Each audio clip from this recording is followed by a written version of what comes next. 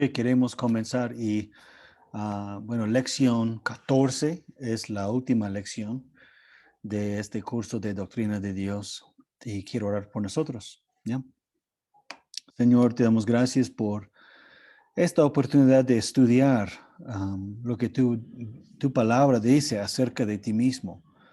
Y aunque no hemos podido tocar todos los temas, Señor, no hemos podido lograr quizás hablar de todos tus atributos y describir quién eres y cómo eres y qué eres, am, con todos los términos posibles.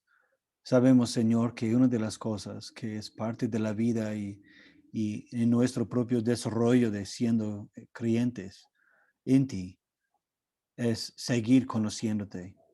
Entonces, gracias, Señor, por darnos una tarea que no tiene fin, que aún, Señor, cuando nos encontramos contigo en el cielo, seguiremos conociéndote. Y te damos gracias, Señor, por lo que has revelado a nosotros acerca de ti mismo, de este gran amor hacia nosotros. Y ese amor mostrado en los varios pactos. Pedimos, Señor, que nos acompañes hoy en nuestro último estudio. Y, Señor, que tú seas glorificado. En el nombre de Jesús oramos. Amén. Amén. Ahora, a ver, ¿alguien puede dar lectura de Jeremías 31? Y vamos a leer hasta 34.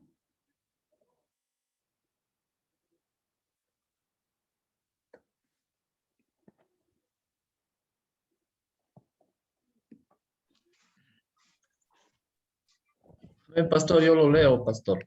Gracias, Walter. Amén, pastor. Así dice la palabra del Señor. 31. Vienen días en que haré un nuevo pacto con la casa de Israel y con la casa de Judá. 32. No será un pacto como el que hice con sus padres cuando los tomé de la mano y los saqué de la tierra de Egipto, porque yo fui para ellos como un marido, pero ellos quebrantaron mi pacto. 33. Cuando hayan pasado esos días, el pacto que haré con la casa de Israel será el siguiente. Pondré mi ley en su mente y la escribiré en su corazón, y yo seré su Dios, y ellos serán mi pueblo. 34. Nadie volverá a enseñar a su prójimo, nadie volverá a enseñar a su prójimo ni a su hermano, ni le dirá, conoce al Señor, porque todos ellos, desde el más pequeño hasta el más grande, me conocerán, y yo perdonaré su maldad y no volveré a acordarme de su pecado. Amén, pastor. Amén. Gracias, Walter. Tenemos aquí en forma más completa. No diría yo que es la primera promesa o la primera vez que leemos de un nuevo pacto, pero sí en forma completa. Es el primer pasaje. El otro es Ezequiel 36, pero antes de ir allá, ¿cuáles son los atributos de este pacto? Dios está diciendo que va a ser un nuevo pacto. Ya hemos estudiado cómo Dios ha trabajado a través de los pactos con Noé. Bueno, primero con Adán y toda la descendencia, pero luego con Noé, luego con Abraham, luego con Moisés, luego con David. Y ahora Dios habla de un nuevo pacto. ¿Y qué incluye? ¿En qué consiste este pacto?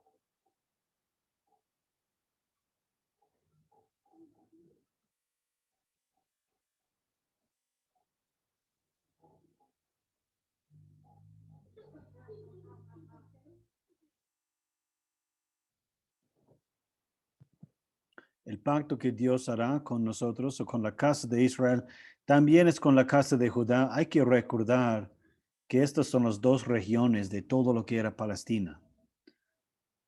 Va a ser un pacto en que Dios pondrá la ley en su mente y la escribirá en su corazón. Yo seré su Dios y ellos serán mi pueblo. Esta es una promesa común en todo el Antiguo Testamento.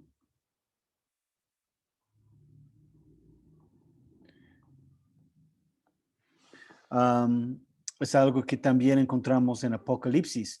Si no me equivoco, Apocalipsis 21.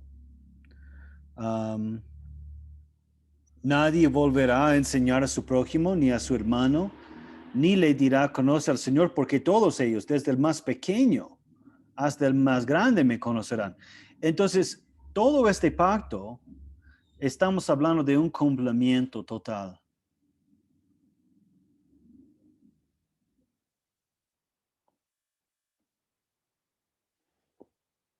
¿Y un cumplimiento total de qué? De todas las promesas. Ahora estamos viendo cómo los pactos, uno se construye encima de otro. Ahora vamos a Ezequiel 36.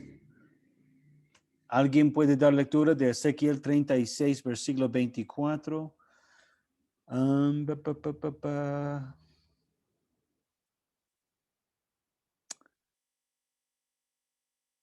Hasta 29. No, hasta 27.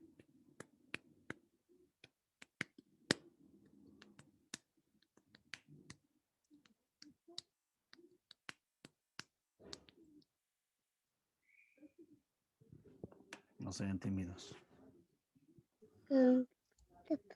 Pastor Scott, buenas noches. Disculpe, ¿qué pacto estamos estudiando? Y recién he ingresado y No está bien. quiero. Y Discúlpeme, llegaste, pastor.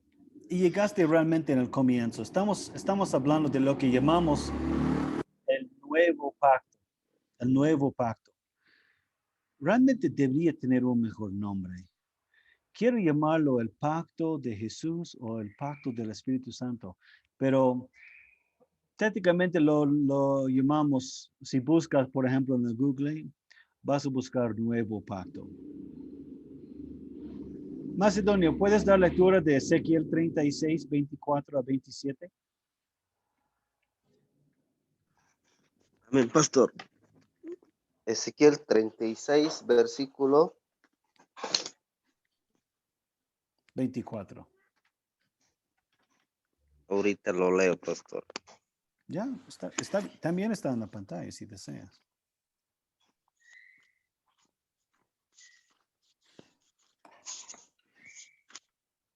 Ezequiel 36, versículo 24 al 27. ya, pastor. Amén. 36, 24 al 35. Amén, dice. Los sacaré de entre las naciones, los reuniré de entre los pueblos y los haré regresar a su propia tierra. Los rociaré con agua y agua pura y quedarán purificados. Los limpiaré de todas sus impurezas e idolatrías. Les daré un nuevo corazón y les fundiré un espíritu nuevo. Les quitaré ese corazón de piedra que ahora tienen y les pondré un corazón de carne. 27. Infundiré mi espíritu en ustedes y haré que sigan mis preceptos y obedezcan mis leyes. 28. Vivirán en la tierra que les di a sus antepasados y ustedes serán mi pueblo y yo seré su Dios. Muy bien. Los libraré de todas sus impurezas, Hasta ahí nomás haré está que bien. tengan trigo en abundancia y no... Amén, paz. Ya, paz. Gracias. Gracias. Ahora, ¿pueden ver la comparación entre estos dos pasajes? ¿Recuerdan cuáles eran las promesas de Jeremías 31? hablaba de poner la ley en el corazón. Y aquí en Ezequiel 36 habla de dar un corazón nuevo, pondré en ustedes el espíritu nuevo. ¿Y para qué? Va a poner el espíritu en nosotros, pero ¿para qué? Para cumplir los estatutos de Dios o para obedecer y poner en práctica sus preceptos. En otras palabras, bueno, estos son pasajes paralelos. No es la misma, Ezequiel no está citando Jeremías, pero los dos refieren al mismo nuevo pacto. Ahora, una pregunta. ¿Dios trajo de nuevo el pueblo a su tierra? Después de Ezequiel 36. Si conoces un poco la historia de Israel.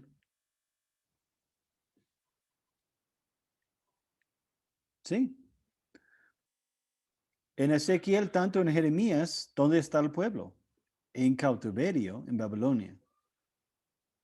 Ahora, esparcir agua limpia sobre ustedes y ustedes quedarán limpios de todas sus impurezas. Eso suena como qué? Eso suena como algo en el Nuevo Testamento. ¿Alguien recuerda en algún momento que alguien esparció agua limpia sobre alguien?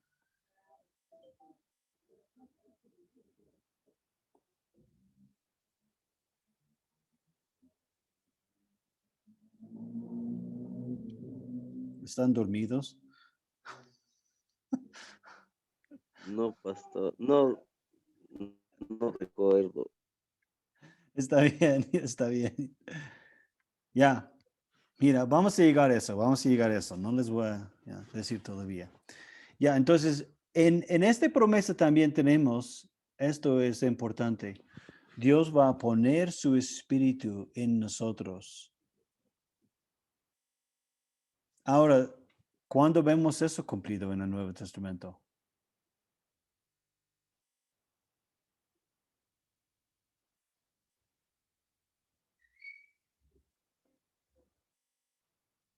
En Hechos, pastor. Pastor,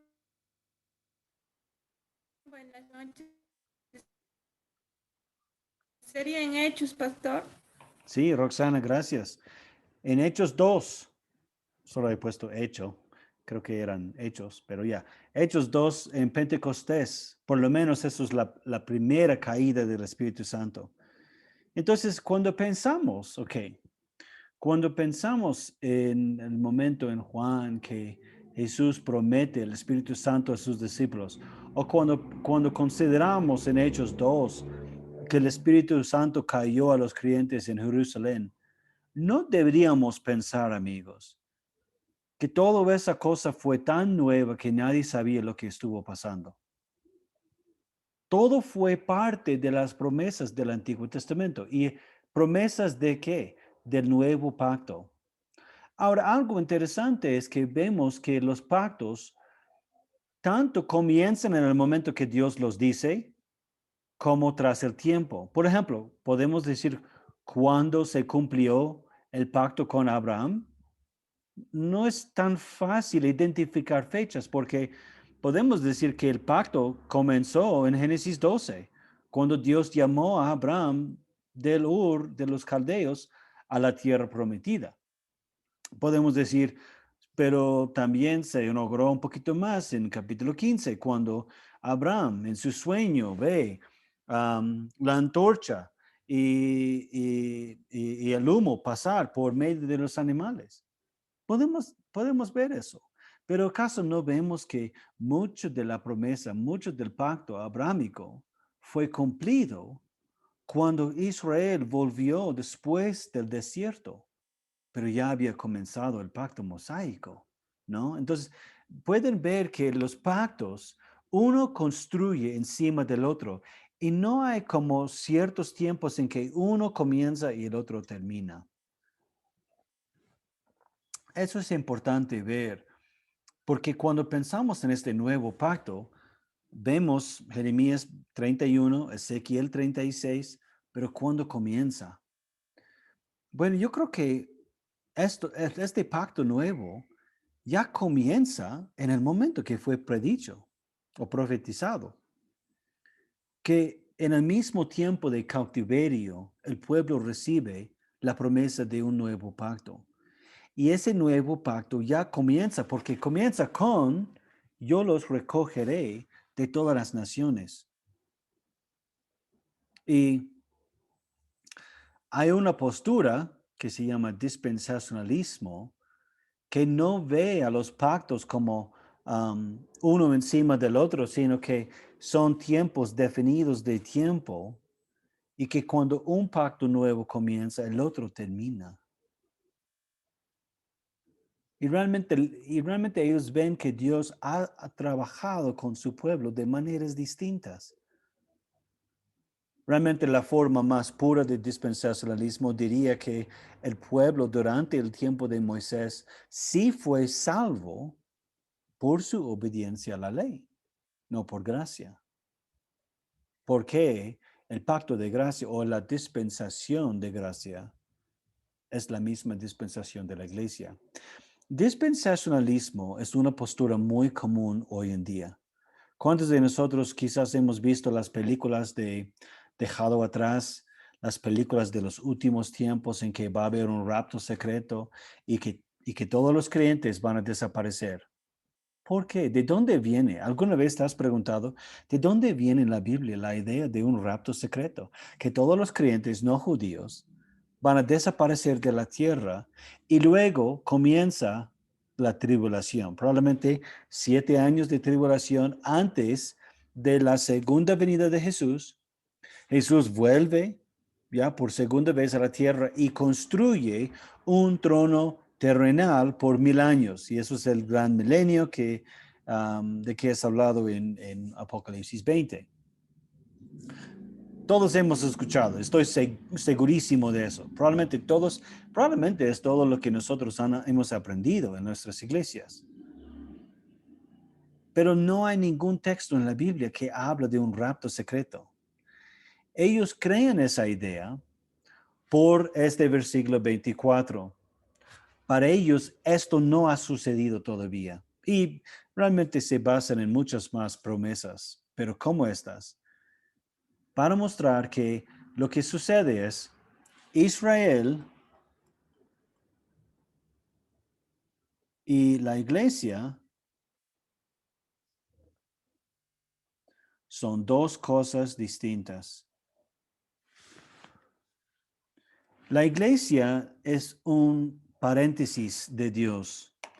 Ellos creen que Jesús vino para salvar a los judíos, pero como los judíos lo rechazaron y al final lo crucificaron prácticamente a través de los romanos, que como los judíos rechazaron a Jesús, Jesús fue luego a los gentiles, a los no judíos. Entonces, todo lo que es el tiempo de la iglesia, desde Jesús hasta realmente los 7 años antes de la segunda venida, hasta la tribulación, todo eso es un paréntesis. Que tú y yo, nosotros somos escogidos en Dios para salvación, pero no somos el pueblo santo. Probablemente, yo sé, para mí, no soy judío, no tengo ninguna sangre judía. Probablemente ninguno de ustedes tampoco, ¿no? Entonces, ellos entienden Israel y la iglesia como dos entidades completamente distintas.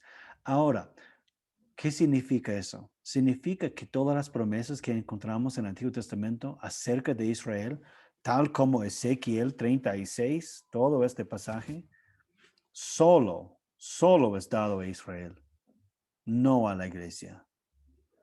Ahora, la iglesia puede cumplir algunas promesas en parte para Israel, pero no en plenitud. Ahora, probablemente como hemos visto en los pactos, y espero que escuchen por lo menos en mi voz, esta doctrina para mí es muy débil y es peligrosa, porque cuando pensamos que Israel y la iglesia son dos entidades distintas, hemos perdido todo el concepto de estos pactos. Hemos perdido el hecho que Dios prometió desde el comienzo restaurar la relación entre los seres humanos y Dios. ¿Y acaso Dios no quiso alcanzar a los no judíos todo el tiempo? Por el hecho, por ejemplo, por el hecho que vemos racismo dentro del pueblo de Dios, no significa que eso es lo que Dios quiso. Dios nunca dijo a su pueblo, ya, ustedes me van a adorar y van a separarse de otros pueblos tanto que no van a dejar a ellos conocer a tu Dios. Dios nunca dijo eso. Más bien, si pensamos, voy a mostrarles, voy a traer un mapa. Si pensamos en cómo Dios ha obrado, pues abrirme en un nuevo tab. Vamos acá.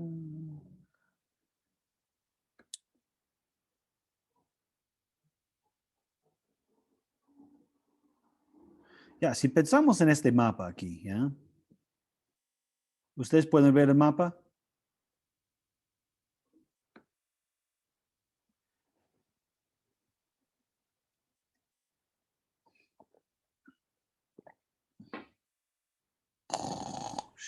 Ok. Entonces, Israel es esta parte acá, ¿ya? Palestina, mejor dicho. La parte arriba era Israel y la parte abajo era Judá. Y Jerusalén se quedaba en la parte abajo.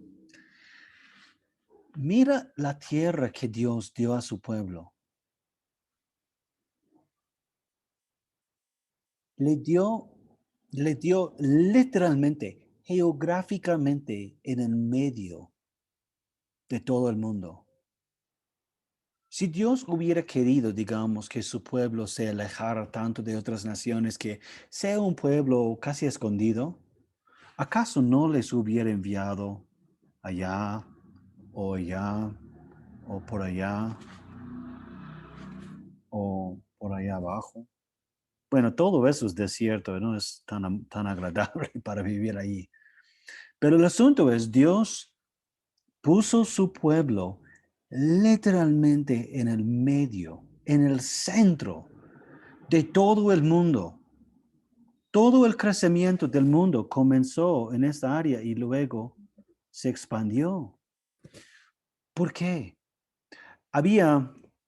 Es muy interesante, había caminos, rutas de comercio que pasaban por Israel. Se llamaba la carretera de los reyes, porque eran rutas súper importantes y pasaron, no tan lejos de Jerusalén. ¿Para qué? Dios escogió ese lugar, no solamente porque fue un bonito lugar. La verdad, la mitad de Palestina es desierto, no hay mucho ahí. Hay lugares muy buenos, hay buen clima. Técnicamente, la parte norteña, ya desde aquí, ¿alguien sabe cómo se llama toda esa área? Se llama la creciente fértil. Realmente se extiende hasta aquí. Y es una área de tierra, es como el Valle Sagrado, si ustedes conocen. El Valle Sagrado aquí en Cusco es supuestamente un clima perfecto para crecer cualquier cosa. No lo creo, porque prácticamente solo crecen, solo cosechan y siembran choclo ahí. Pero la idea es que es una área bien fértil. Entonces, una parte de Palestina fue muy buena, pero no todo. Dios escogió ese lugar porque quiso que su pueblo esté en el medio de todo. En el mundo, pero no del mundo. ¿Suena familiar? Entonces, cuando pensamos en el racismo, y lamento decirlo, pero realmente era el racismo de parte de los judíos, de rechazar a los no judíos. Si ustedes recuerdan, en el Nuevo Testamento, ¿cómo son tratados los samaritanos? Eran como perros. ¿Por qué? Porque eran judíos casados con no judíos. por lo menos la familia era mitad judía. ¿Eso no vale nada? No, porque un judío casándose con no judío era una traición del pueblo. Pero todo eso fue parte de la cultura que surgió, que salió de su pecado. Y es exactamente lo que Jesús confronta en los evangelios. La iglesia no es un paréntesis de Dios. La iglesia no es separada de Israel. Yo más bien diría que la iglesia comenzó con Israel en el desierto bajo Moisés. La iglesia no comenzó, amigos, con Jesús, no comenzó con Pentecostés. La iglesia comenzó en el desierto bajo Moisés y fue predicho o fue profetizado por el pacto con Abraham.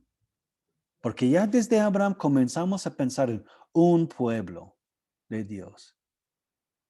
Entonces, eso es mi pequeña introducción al dispensacionalismo. No vamos a poder profundizar mucho en eso.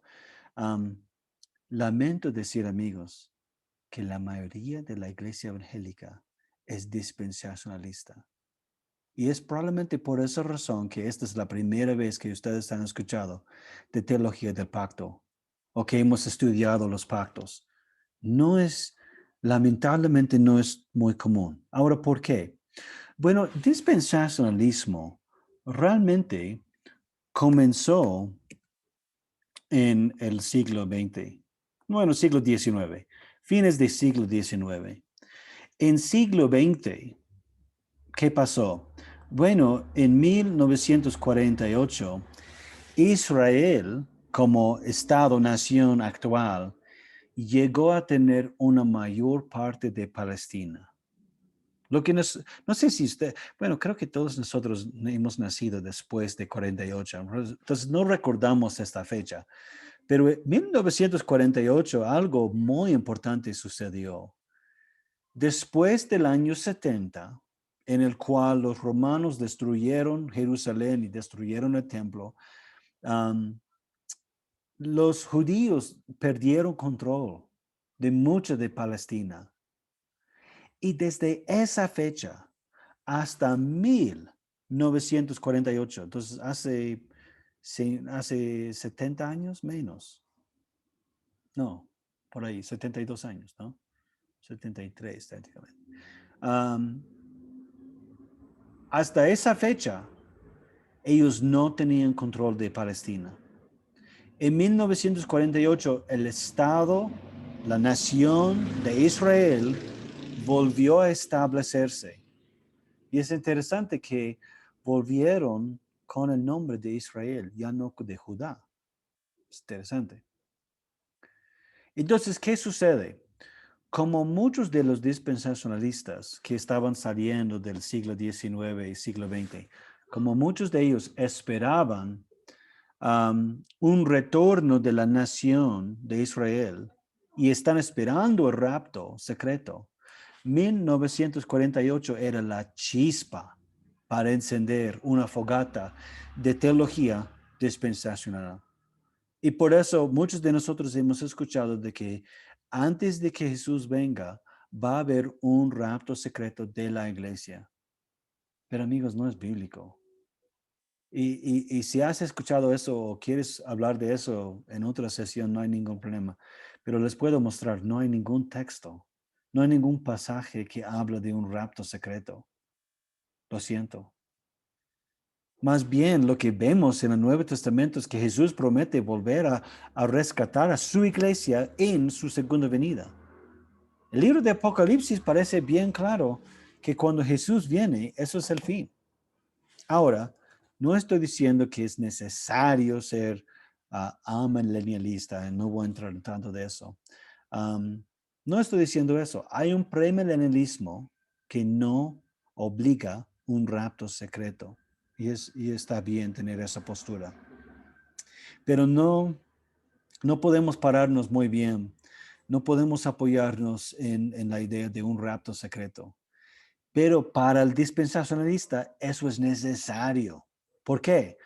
porque solo como Israel y la iglesia son dos entidades distintas, Israel tiene que pasar por la tribulación sola. No puede estar la iglesia. Y la única explicación para dejar espacio para eso es decir, bueno, es porque Dios arrebate, ¿no? Arrebatir. La iglesia antes de esa tribulación, pero no es bíblico. Ok, esa es mi introducción al dispensacionalismo. Ahora, Jeremías 31, Ezequiel 36 son los dos profecías bien claves del nuevo pacto. Ahora vamos al Nuevo Testamento. Por el tiempo voy a leer ya. Jesús y Nicodemo, probablemente ustedes han leído este pasaje antes. Entre los fariseos había un hombre que entre los judíos era muy importante. Se llamaba Nicodemo. Este vino de noche a ver a Jesús y le dijo, Rabí, sabemos que has venido de parte de Dios como maestro, porque nadie podrá hacer estas señales que tú haces si Dios no estuviera con él. Jesús le respondió, de cierto te digo, que el que no nace de nuevo no puede ver el reino de Dios. Nicodemo le dijo, ¿y cómo puede un hombre nacer siendo ya viejo? ¿Acaso puede entrar en el vientre de su madre y volver a nacer? Jesús le respondió, de cierto te digo, que el que no nace de agua y del Espíritu no puede entrar en el reino de Dios. Lo que nace de la carne, carne es, y lo que nace del Espíritu, Espíritu es.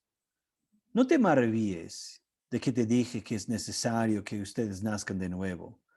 El viento sopla de donde quiere y lo puedes oír, pero no sabes de dónde viene ni a dónde va. Así es todo aquel que nace del Espíritu. Nicodemo le preguntó, ¿y cómo es posible que esto suceda? Jesús le respondió, ¿y tú eres maestro de Israel y no lo sabes? Ahora vamos a parar ahí. Como dije, muchos de nosotros hemos probablemente leído, tenemos experiencia con este pasaje, pero una pregunta, ¿alguna vez te has preguntado?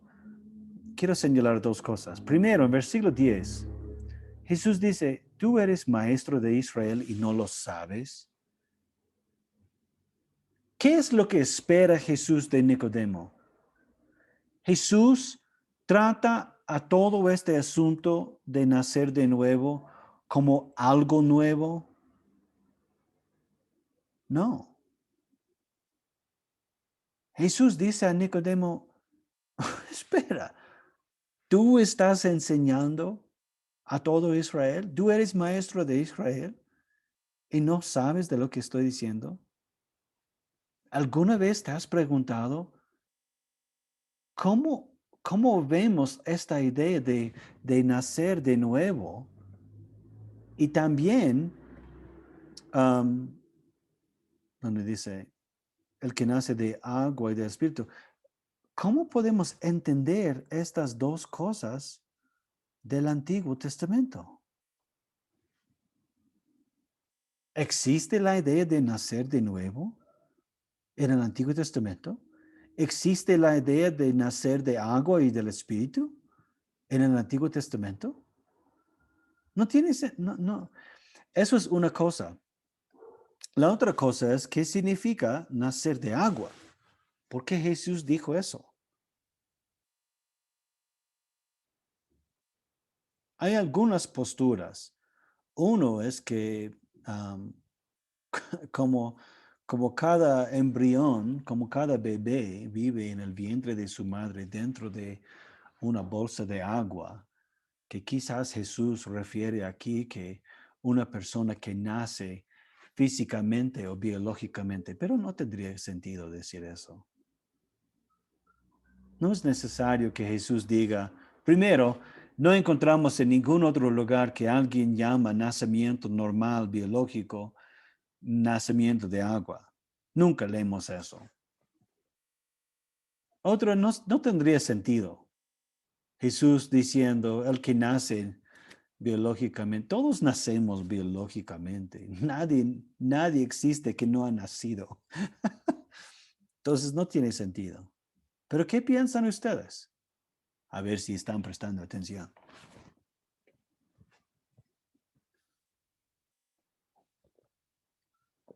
¿Qué podría significar nacer de agua y del Espíritu?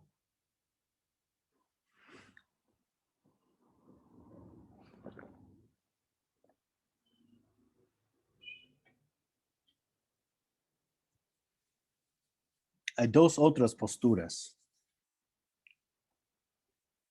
Pueden adivinar.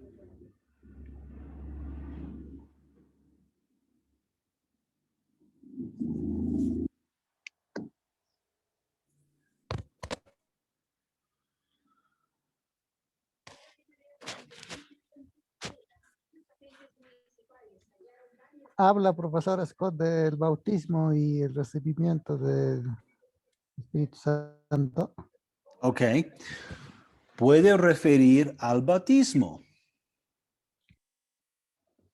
Eso es una de las otras posturas. Ahora, el problema con eso, José, y yo creo que tiene algo que ver con el bautismo, pero voy a explicarles cómo. El problema es si Jesús está diciendo aquí, si sacamos nacer, ¿qué pasó con mi lapicero? Ahí está. Si quitamos nacer de agua y decimos, el que no se bautiza, o bautice, ¿ya? O no nace del Espíritu, no puede entrar. ¿Acaso no nos encontramos con otros problemas mayores?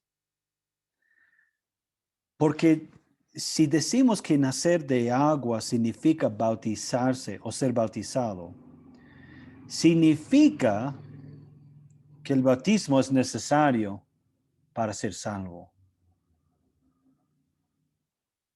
Y con eso tenemos un poco de problema.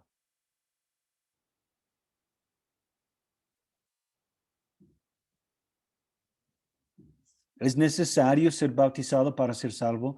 Digamos, una persona conoce al Señor Jesucristo en su último día de vida, en su cama de muerte, y nunca llega a bautizarse. ¿Esa persona es salva o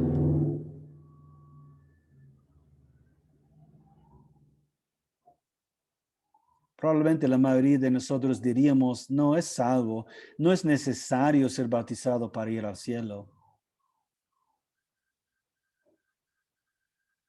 Porque acaso no hubo personas, digamos, que conocieron a Jesús, que creyeron en Jesús, pero no llegaron a ver su cruz y murieron durante los 3 años de ministerio de Jesús, pero murieron como creyentes. Entonces, probablemente no llegaron a bautizarse. ¿O qué hacemos con el ladrón en la otra cruz? Jesús le dice, hoy estarás conmigo en el paraíso. Pero quizás Jesús como tomó un poco de agua y le echó. No podemos decir que es necesario bautizarse para ser salvo, pero ¿tiene alguna relación con el bautismo? ¿Alguien tiene otra idea? ¿Ustedes recuerdan las promesas de Ezequiel 36?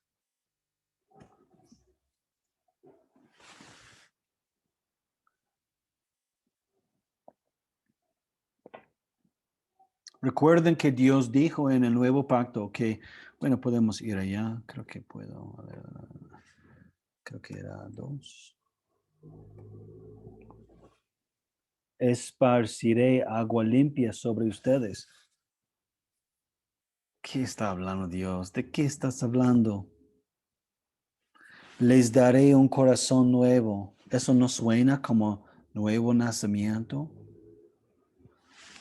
Pondré en ustedes un espíritu nuevo. Les quitaré el corazón de piedra. Les daré un corazón nuevo, uno sensible. Pondré en ustedes mi espíritu. Todo este pasaje habla de nacer de nuevo.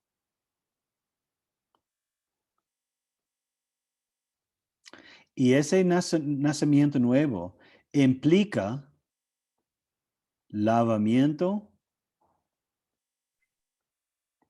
nuevo corazón, ¿ya? Y el Espíritu Santo.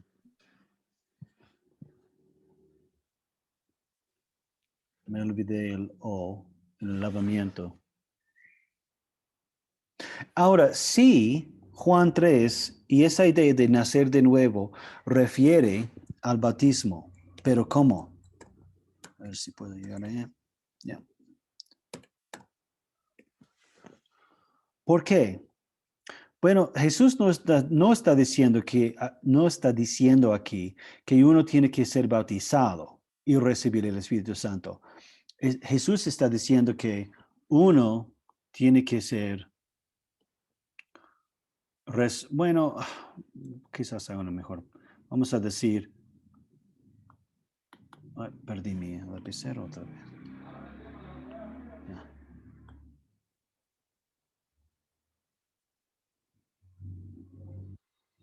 Partícipe.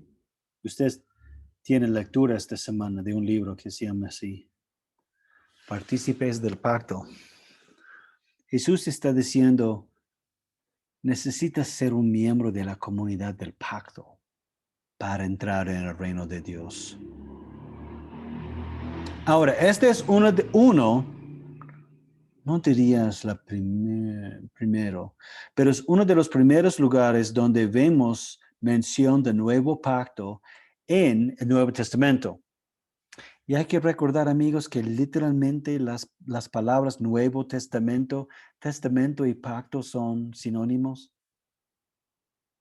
¿Ya? Entonces, este es uno de los primeros lugares. Juan 3, muy temprano en la vida y ministerio de Jesús. Jesús está hablando con Nicodemo, un maestro de Israel, debería conocer bien su Antiguo Testamento. Y Jesús prácticamente está diciendo, Nicodemo, ¿nunca has leído Ezequiel 36? Tienes que experimentar este pacto de Dios. Tienes que nacer de agua y del Espíritu. Tienes que nacer de nuevo. ¿Y cuál es el propósito de Juan 3? ¿De que Jesús está dando a Nicodemo algunos pasos de cómo llegar a Cristo? No, no. Toda esta idea de nacer de nuevo obviamente es una obra de Dios. Porque lo que nace de la carne, carne es. Pero lo que nace del Espíritu, Espíritu es. Entonces, no depende de voluntad humana, de sangre, de carne. Depende de la voluntad de Dios.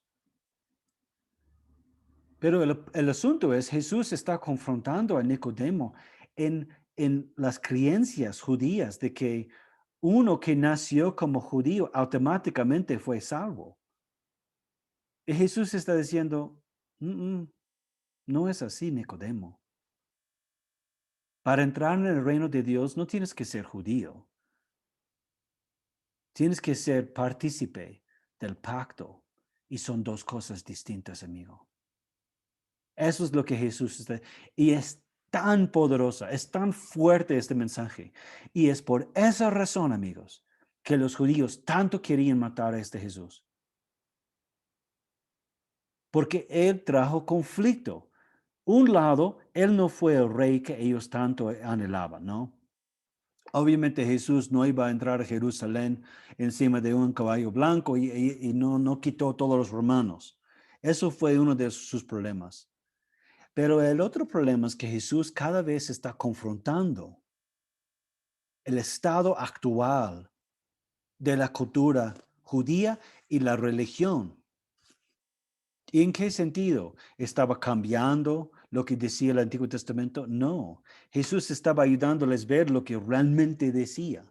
Y este es un buen pasaje para ver eso. Nicodemo no tiene ninguna idea de lo que está hablando Jesús. Y eso es causa de tristeza para Jesús porque tú eres maestro de Israel. Tú deberías conocer bien Jeremías 31, Ezequiel 36. Esparciré agua limpia sobre ustedes y quedarán limpios. Ahora, ¿cuál es la conexión con el bautismo entonces? Bueno, el bautismo, recuerden ustedes que la circuncisión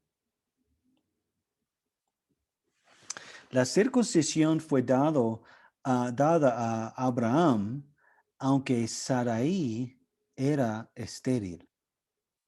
¿No les parece interesante que la señal fue dada al hombre, aunque la mujer era quien tenía la necesidad? ¿Por qué? Porque otra vez, la señal externa señalaba lo que Dios estaba haciendo en medio de todos ellos. Entonces el bautismo reemplaza de alguna manera la circuncisión. Eso está bien claro en Hechos 15, que ya no es necesario pedir a los no judíos circuncidarse. Gracias. ¿Por qué? Porque tenemos el bautismo. Colosenses 2. Pablo hace bien claro que el bautismo, tanto la circuncisión, señalaban a lo que Dios está haciendo. Entonces, ahora, si ustedes alguna vez han preguntado por qué la iglesia presbiteriana, los loquitos no se han alejado suficientemente de la iglesia católica, siguen bautizando niños y siguen bautizando por aspersión. ¿Por qué? Porque también la circuncisión fue dada a los niños. Y también, ¿cuál es el pasaje que para nosotros comienza todo eso? ¿Qué dice? Esparciré agua. ¿Implica que solo un bautismo sirve si es por aspersión? Pastor No, Scott, no disculpe, necesariamente. Dime, Macedonio. bautismo por aspersión, un poquito, pues es bíblico, casi no me he indagado acerca.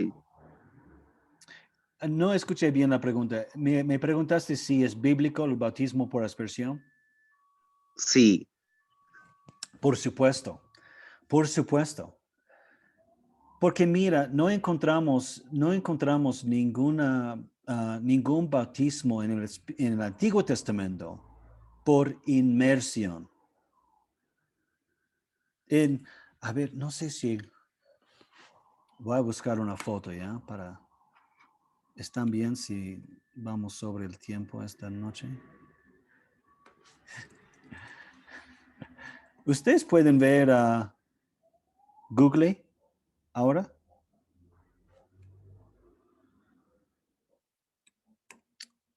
Ah,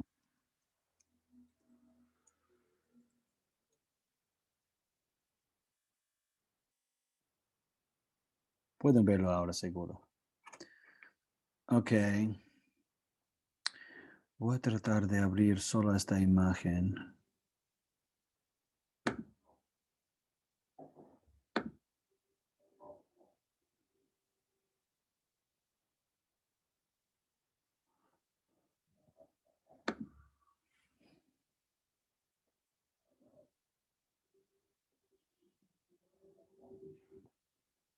Ya. Ok, ¿qué vemos aquí? Dame un segundito. Ya. ¿Qué tal otro color? Ustedes pueden ver, ese color no ayuda mucho. Quizás negro. Este pozo grande de agua aquí abajo. No me acuerdo el nombre. Realmente lo llamaban el mar de bronce. ¿Ya? Porque el contenedor era de bronce, tenían 12 toros alrededor que cargaban este mar de bronce y de ese agua lo bajaban a estas, pueden ver cómo son carrillos o cochecitos que tenían un pequeño vacín de agua. Y lo que hacía cualquier sacerdote antes de ofrecer un sacrificio en el altar, se acercaba a uno de esos carritos y bautizaba a sus manos, ¿ok? siempre tomando un poco de agua, esparciendo el agua encima de sus manos. Ahora, eso es un ejemplo de bautismo en el Antiguo Testamento. Ahora, ¿por qué también aspersión? Bueno, una vez al año, el sumo sacerdote tenía que sacrificar el cordero aquí afuera y luego llevar con un hisopo, no el hisopo que usamos para los oídos, sino era una planta cuyas hojas son casi, no son esponjas, pero esponjosas, que por lo menos las hojas fácilmente llevaba líquido. Entonces, con una rama de hisopo, el sumo sacerdote entraba en el templo y en este templo solo los judíos podrían entrar. Y luego, detrás de la cortina, ¿ok? Hubo un cuarto de tamaño o de forma cúbico. Tenía las mismas medidas de altura como longitud, como anchura. Y en el medio estuvo el arca del pacto. Pueden ver también, a ver, una diagrama ahí arriba. ¿Ya? Pueden ver aquí, este es el cuarto, se llamaba el lugar santísimo. Y el arco del pacto quedaba en el medio y dos querubines, uno a cada lado. Y encima del arco del pacto hubo lo que ellos llamaban el asiento de misericordia. Y el sumo sacerdote tomaba la sangre del cordero, lo llevaba con el hisopo ahí y rociaba, esparcía la sangre del cordero encima del arco del pacto. Ahora, todo eso, ya, vemos que la Pascua, vemos continuación en la Santa Cena y vemos bautismo, vemos continuación de la circuncisión. Ahora, ¿qué hacemos con todo eso? Bueno, cuando pensamos en el bautismo por aspersión, y realmente este no es un curso de sacramentos, entonces no podemos quizás entrar hasta profundidad, pero yo sé que es un tema que quizás les interesa más. Vemos más modelos y ejemplos de aspersión en el Antiguo Testamento que inmersión. Voy a mostrarles brevemente otra cosa. También en Juan, aunque creo que es en Juan 2. No, debe ser después entonces. Ya. Aquí en Juan 3, en la segunda parte, dice que Juan bautizaba, estaban hablando de Juan el Bautista, ¿ya? Después de esto, en versículo 22, después de esto Jesús fue con sus discípulos a la tierra de Judea y estuvo ahí con ellos y bautizaba. Jesús bautizaba. También Juan bautizaba en Enón, junto a Salín. Bueno, Enón y Salín eran ciudades y tenemos nuestro mapa. No sé si me va a ubicar Enón. Ay, la calidad es terrible. A ver.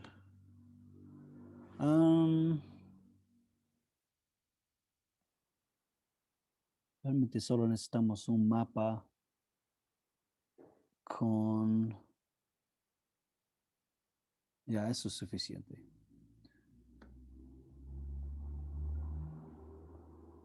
Ya. Este es un mapa de los patriarcas, entonces es muy antiguo. Pero Salem ya es Jerusalén. Aquí tenemos el río Jordán, ya. Y lo que vimos es Juan el Bautista bautizaba por acá. Ahora, no en el río mismo. Yo sé que les voy a chocar con eso. Pero ¿por qué digo eso? Porque dice, bautizaba en Enón junto a Salín, porque ahí había muchas aguas. Y la gente acudía y era bautizada. Ahora yo sé que Marcos, Yo sé que los otros evangelios hablan de que Jesús bajó al Jordán y cuando salió del agua. Yo sé. Pero Juan también nos da otra versión hablando de muchas aguas. Ahora, ¿qué sucede? Que por acá ya hubo muchos pozos de agua, pero agua limpia, agua potable. Y nadie hubiera sumergido todo su cuerpo en una de esas aguas. Nadie lo hubiera hecho. Nadie. Eso hubiera sido una ofensa inmensa, terrible, feo. Muchas veces pensamos que Juan bautizaba fuera de Jerusalén porque quiso bautizar a las personas por inmersión en el río Jordán. Pero nunca, no dice eso en la Biblia. El asunto, la cosa resaltada en el bautizo de Juan fue que Juan bautizaba en el desierto, donde no había nada. Y eso era la cosa interesante. Hubo baños públicos dentro de Jerusalén. Juan hubiera podido, y eso hubiera sido un lugar mucho mejor para sumergir gente. Si su enfoque de su bautismo era sumergir la gente en agua, pura inmersión, probablemente lo hubiera hecho dentro de unas ciudades grandes donde hubo baños grandes. Nadie en esta época tenía tinas en su casa. Nadie. Entonces era imposible prácticamente bautizarse por inmersión en casa. Tampoco los templos o las sinagogas. Ellos no tenían pozos de agua. Nadie, por ejemplo, entraba en ese mar de bronce. Otra vez, eso hubiera sido una ofensa terrible. Estamos hablando de un tiempo en que la gente se bañaba quizás una vez al mes. ¿Ya? Entonces, nadie hubiera ido a Juan para bautizarse por inmersión en agua potable.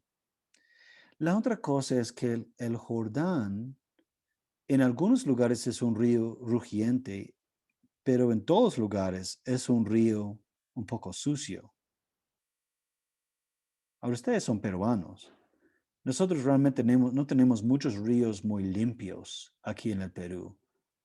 Es mejor quizás bañarse en un lago que bañarse en un río, porque el río, como tiene movimiento, siempre lleva tierra. Ahora, fíjense, si el bautismo de Juan señala algún tipo de lavamiento, no, no tiene sentido lavarse con agua más sucia de los baños. Si quiero bautizarme por inmersión y hacerlo como una señal de purificación, de limpieza, voy a ir a uno de los baños dentro de Jerusalén, donde eso es exactamente lo que ellos hacían. Tenían agua bien limpia, cristalina, la gente podía bañarse y luego ellos cambiaban el agua. Y eran baños públicos. Podías ir, sumergirte, chévere, era un poco de lujo, pero igual, si eso fue el asunto, Juan hubiera bautizado, no en el desierto, eso no tiene sentido. Ahora otra cosa, quiero mostrarles.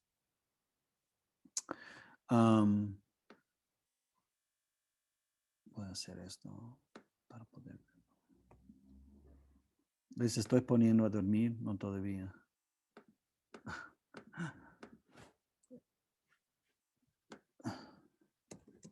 Ahora, lo llaman el mar muerto no porque es muy feo, sino porque el mar muerto tiene tanto sal en el agua, que cualquier cosa que muere ahí flota. Y es interesante, mira esta pareja, cómo ellos, no sé si puedo acercarme a ellos. Mira cómo el Señor está flotando. No puedo acercarme ahí. Mira cómo está flotando. Es porque en el mar muerto hay tanto sal en el agua que es medio raro. Ahora, si deseas, a ver, una mejor foto. Si otra vez, si el asunto de Juan el Bautista era sumergir la gente y luego salir del agua como una señal de su confesión, de su fe, de su arrepentimiento, siendo más limpios, ¿por qué Juan no bautizaba en el mar muerto? Mira, amigos, todo esto es el mar muerto. Nosotros no entendemos el contexto a veces del primer siglo, pero una señal de limpieza, si tú dices, ya, primero, Jerusalén está por aquí, estamos hablando de una caminata de días. Podemos ver aquí abajo que más o menos este es 10 kilómetros, entonces esto será 25 a 30 kilómetros. Entonces, una caminata, un día y medio. Hubiera sido ridículo alguien que dice, mira, voy a ir al desierto, escuché de este Juan el Bautista, está bautizando gente en el río Jordán como señal de purificación, de limpieza. La gente hubiera burlado de ellos porque nadie sale del Jordán más limpio de cómo entró. Y si Juan solo necesitaba una gran cantidad de agua limpia, ¿por qué no bajó al mar muerto que está al sur? Primero, es más cerca a Jerusalén. Dos, como en la foto, es agua limpio.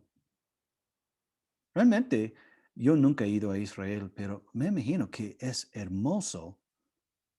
Mira, ese agua no es como cristalina, digamos, pero es muy limpio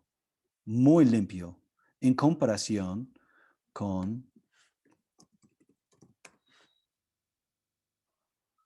mira, ahí están algunas personas bautizándose en el río Jordán. Pero puedes imaginarte, no es un río feo, digamos, pero no es un río limpio. No es un río en que vas a salir purificado con gran señal. Ok, esa es mi introducción a por qué bautizamos. Ahora, una cosa más antes de terminar eso.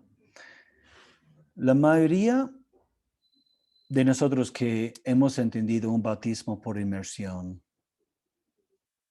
entendemos el bautismo porque decimos, bueno, Romanos 5, 6 habla de que hemos sido sepultados con Cristo y que la inmersión es una manera de cómo ser sepultado, ¿no? Tal como enterrado en el agua. Pero ¿cuál es el problema con eso? Eso asume ritos modernos de sepultura. ¿Cómo fue sepultado Jesús? No fue enterrado. Fue envuelto, ¿ya?, en tela y metido en una tumba, en una cueva. Y no vemos tipo de bautismo de que ponemos no sé, como una túnica y luego metemos a la persona a una tumba y luego sale de la tumba más mojado. Es que la idea de sumergirse, como enterrarse, eso es una manera moderna de sepultar gente. Y Jesús no fue sepultado así. Entonces, ahora, yo siendo pastor presbiteriano, yo sé que pueden ver, obviamente yo tengo mi postura. No estoy diciendo que el bautismo por inmersión está mal. El asunto es, yo digo, el modo no es tan importante, ¿ya? Pero lo que yo veo es que el bautismo no es una señal de mi fe. sino es tal como Jesús dijo en Juan 3, es una señal de lo que Dios está haciendo. Es una señal de la promesa de Dios.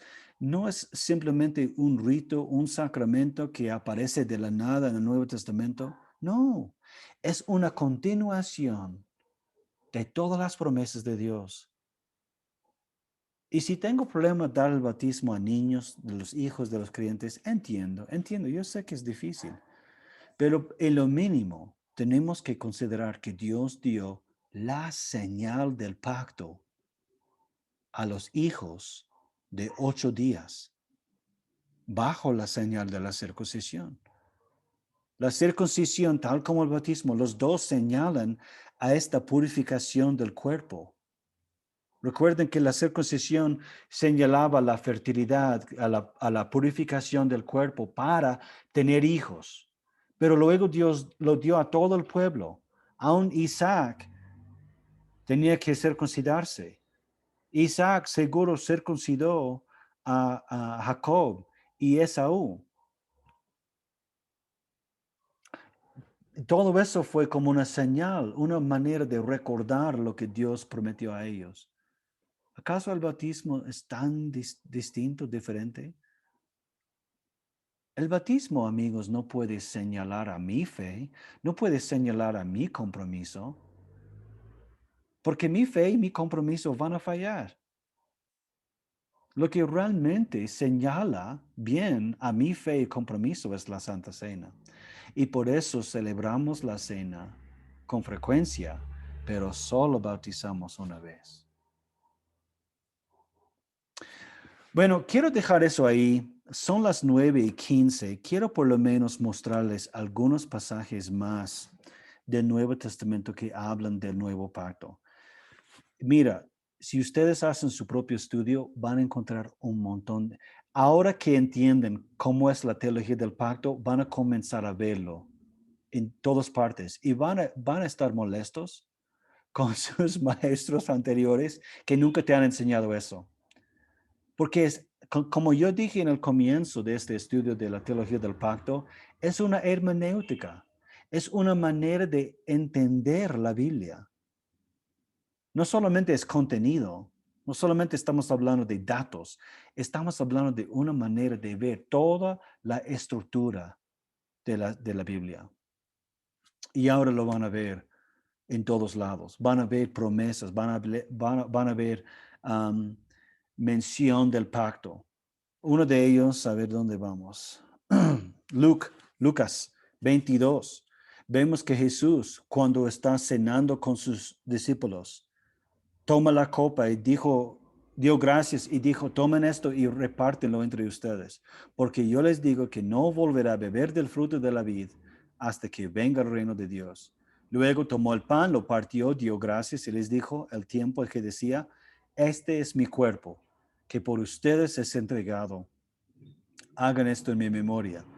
De igual manera, después de haber cenado, tomó la copa y les dijo, esta copa es ¿qué? Es el nuevo pacto en mi sangre, que por ustedes va a ser derramada. ¿Qué quiere decir? Esta copa es el nuevo pacto. ¿Acaso no tiene algo que ver con Ezequiel 36 y Jeremías 31? Jesús está diciendo que su sangre es lo que firma. ¿Recuerdan que todos los pactos implicaban sangre, derramamiento de sangre? Jesús está diciendo, ¿qué hubieran escuchado estos discípulos judíos que sabían su Antiguo Testamento? Bueno, quizás algunos estaban pensando, nuevo pacto, he escuchado eso, pero no recuerdo. Pero yo sé que algunos de ellos estaban diciendo, oh, wow, este es el momento. Este es el momento. Por eso probablemente esa noche les cayó tan fríamente el shock, que Jesús fue entregado. a las autoridades. Jesús está comiendo con sus discípulos. Este es jueves. Y esa misma noche van al jardín de Getsemaní para orar y luego viene Judas, le traiciona con un beso, luego las autoridades lo toman. Jesús va delante de Pilato, de Herodes, y luego vuelve a Pilato. Pilato le condena a la muerte y ya viernes en la mañana es azotado y luego llevado a la cruz. Menos de 24 horas Jesús va a morir en la cruz y está diciéndoles, esta copa es el nuevo pacto en mi sangre. Es porque Jesús vino con ese plan de inaugurar ese pacto y es mejor que los demás, está encima de los demás, es el cumplimiento de este pacto de gracia. Por eso no tenemos realmente que esperar otro pacto, porque Jesús como el mediador de este pacto, ya no es Noé, ya no es Abraham, ya no es Moisés, David, es Jesús. Y no habrá otra necesidad de otro mediador. Un otro gran ejemplo, pasajes que habla de eso es en Hebreos 8. Podemos ver, por ejemplo, aquí en Hebreos 8, el autor aquí, ¿qué está citando? A ver si están prestando atención.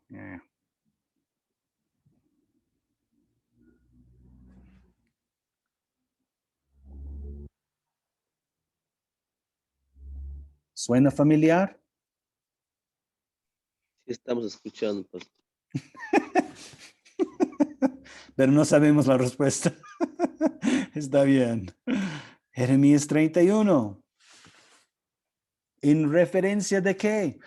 Versículo 6. Pero nuestro sumo sacerdote Jesús ha recibido un ministerio mucho mejor, pues es mediador de un pacto mejor.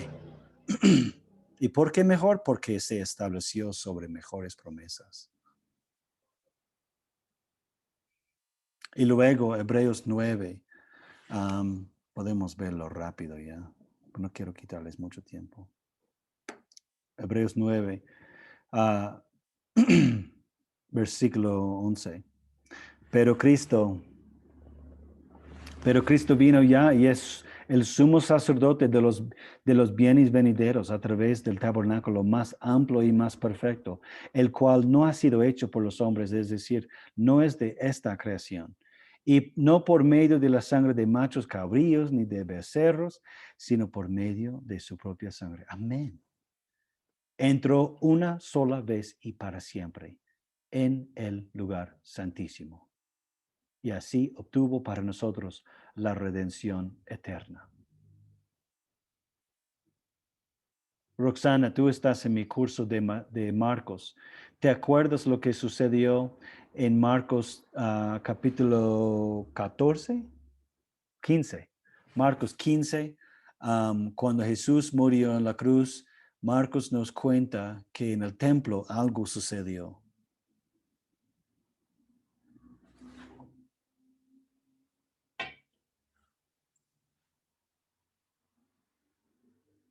Tengo mi foto del templo todavía. Ya, muy bien. Se rasgó, pastor, la... Amén. Hay una cortina acá. Era una cortina nomás, parece puertas, pero era cortina nomás, que separaba el lugar santísimo del lugar santo. Y cuando Jesús murió en la cruz, nos cuenta Marcos que esta cortina se partió en dos, pero desde arriba para abajo. Porque ya no hay separación. Ya no hay separación entre el pueblo y la presencia del Señor. Amigos, esta teología del pacto es tan rico. Realmente cambia nuestra manera de ver a nuestra salvación. Para terminar, quiero leerles de Efesios 2:12 y adelante. En aquel tiempo ustedes estaban sin Cristo, Eso no describe cada uno de nosotros. Vivían alejados de la ciudadanía de Israel y eran ajenos a los pactos de la promesa. Así éramos. Vivían en este mundo sin Dios y sin esperanza. Así era. Pero ahora, en Cristo Jesús, ustedes que en otro tiempo estaban lejos han sido acercados por la sangre de Cristo, porque Él es nuestra paz. De dos pueblos hizo uno solo. Ahora, ya no queda mucho lugar para dispensarse la lista. ¿Acaso hay dos pueblos, Israel y los no judíos? No, porque de dos pueblos hizo uno solo, al derribar la pared intermedia de separación. ¿De qué está hablando? De esa cortina. Y al abolir en su propio cuerpo las enemistades, Él puso fin a la ley de los mandamientos expresados en ordenanzas para crear en sí mismo de los dos pueblos una nueva humanidad, haciendo la paz y para reconciliar con Dios a los dos en un solo cuerpo mediante la cruz, sobre la cual puso fin a las enemistades. Él vino y a ustedes que estaban lejos les anunció las buenas nuevas de paz, lo mismo a los que estaban cerca. Entonces ya no importa si uno es judío, griego, extranjero, norteamericano, peruano, chileno, ecuatoriano. No sé si puedo decir brasilero porque no trataron bien a nuestra selección esta noche. No, aún así. No importa de dónde nace, de dónde es una persona, todos por medio de Cristo somos el pueblo de Dios. Y todo eso es parte del cumplimiento de los pactos. Y ahora, cuando leemos Apocalipsis, si tú lees Apocalipsis ahora, vas a ver cuántas veces ese libro señala los pactos. Juan no nos ayuda porque Juan nunca cita el Antiguo Testamento en Apocalipsis. Nunca dice, escrito está en el libro de tal. Pero sabes que el libro de Apocalipsis es el libro que más hace referencia al Antiguo Testamento. Casi todo lo que sucede en Apocalipsis, todo lo que sucede con ángeles, con animales, con plagas, todo eso señala atrás al Antiguo Testamento. Y hay muchas referencias a los pactos que Dios ha hecho. Entonces, esta teología del pacto nos ayuda a ver cómo Dios, desde antes de la creación, tuvo un plan de redención para su pueblo y que luego, poco a poco, lo desempacó, poco a poco lo reveló.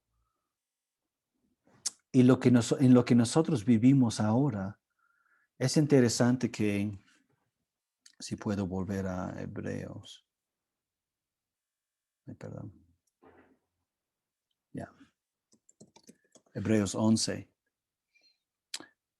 Hebreos también es un buen libro para hablar del pacto. Ustedes recuerden que Hebreos 11 menciona todos estos héroes de la fe. Por la fe Abraham, por la fe Isaac, por la fe Moisés, por la fe, bla, bla, bla. Ya. Cuando llegamos al final, desde donde quiero leer, versículo 35. Hubo mujeres que por medio de la resurrección recuperaron a sus muertos, pero otros fueron atormentados y no aceptaron ser liberados porque esperaban obtener una mejor resurrección. Otros sufrieron burlas, azotes, hasta cadenas y cárceles. Fueron apedreados, aserrados, puestos a prueba, muertos a filo de espada. Anduvieron de un lado a otro cubiertos de pieles de oveja, de cabra, pobres, angustiados y maltratados. Estos hombres de fe, de los que el mundo no era digno, anduvieron errantes por los desiertos, por los montes, por las cuevas y por las cavernas de la tierra. Y aunque por medio de la fe todos ellos fueron reconocidos y aprobados, no recibieron lo prometido. Todo esto sucedió para que ellos no fueran perfeccionados aparte de Walter, de José, de Macedonio, de Roxana, de Scott. Todo esto sucedió para que ellos no fueran perfeccionados aparte de nosotros, pues Dios había preparado algo mejor para nosotros. Nosotros vivimos en una relación con Dios tan íntima, tan cercana. El Espíritu Santo mora en nosotros de alguna manera que Moisés nunca experimentó. Nosotros tenemos una comunión con Dios que Abraham anhelaba tener.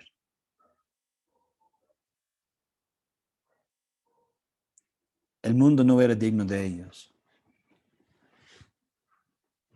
pero por su gran fe fueron reconocidos y aprobados, pero no recibieron la promesa, y nosotros sí. Nosotros sí. Eso es la salvación en que vivimos nosotros. Eso es la bondad del Señor que antes de la creación del mundo pensó en cada uno de nosotros. Y eso nos dice mucho de cómo es Dios. Y eso es lo que se trata este curso. Amigos, espero que haya sido un buen tiempo para ustedes. Yo les doy gracias por su paciencia para conmigo. Yo sé que no soy muy fácil a escuchar por mucho tiempo con mi lengua extranjera y todo. Y gracias por sus esfuerzos en este curso. Espero que el Señor siga bendiciendo a ustedes, no solamente en sus estudios, pero también conociendo a este buen Dios, este gran, gran, gran Dios que está sobre todo, que es nuestro creador, pero también es tan simple que bajó a nosotros, se despojó para poder ser como uno de nosotros, para que nosotros tengamos experiencia de lo divino. Amén, amigos. Amén, pastor. Gracias. Amén, pastor. Pastor, en resumen,